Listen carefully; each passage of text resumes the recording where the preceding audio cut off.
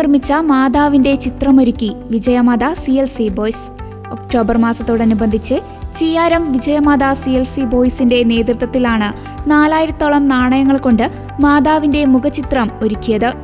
മാതാവിന്റെ ചിത്രത്തിന് താഴെ ഇതാ കർത്താവിന്റെ ദാസി നിന്റെ വാക്ക് എന്നിൽ നിറവേറട്ടെ എന്ന വചനം എഴുതിയിട്ടുണ്ട്.